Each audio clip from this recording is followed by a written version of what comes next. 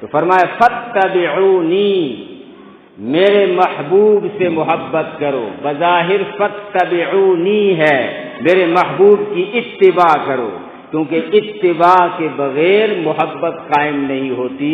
مفسرین فرماتے ہیں حقیقت میں محبت کے بغیر اتباع قائم نہیں ہوتی. اگر نبی سے محبت نہ ہو تو نبی کی اتباع بھی قائم نہیں ہو سکتی. تو پتہ چلا نبی کی محبت ایمان کی اور دین کی اساس اور بنیاد ہے. محمد سے محبت دین حق کی شرط اول ہے. محمد سے محبت دین حق کی شرط اول ہے. اسی میں ہو گر خامی تو سب کچھ نامکمل ہے. پھر کسی عبادت کا، ریاضت کا، تلاوت کا، تسبیحات کا، معمولات کا کوئی اعتبار نہیں. اگر میرے سینے میں نبی سے محبت نہیں تو میری تقریر مردود ہے، میری تبلیغ مردود ہے، میری تعلیم مردود ہے، میری عبادت مردود ہے، میری ریاضت مردود ہے. نمازیں قبول نہیں ہوتی اس کی محبت کے بغیر، منہ پہ مار دی جاتی ہیں، واپس منہ پہ مار دی جاتی ہیں. اس لیے نبی سے محبت اسلام میں ایک حساس موضوع ہے. یہ ہمارا بنیادی اور ایمان کا حصہ ہے.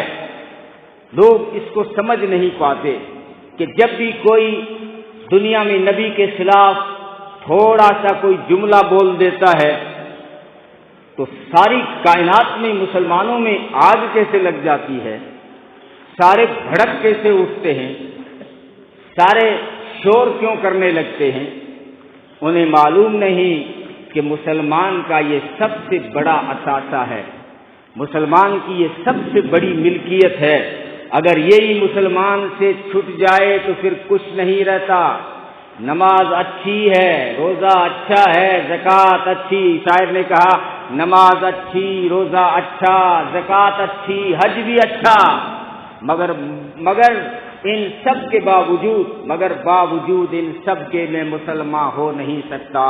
نہ جب تک کٹ مروں رسول اللہ کی حرمت پر، خدا شاہد ہے کامل میرا ایمان ہو نہیں سکتا. یہ ہماری بنیاد ہے نبی سے محبت.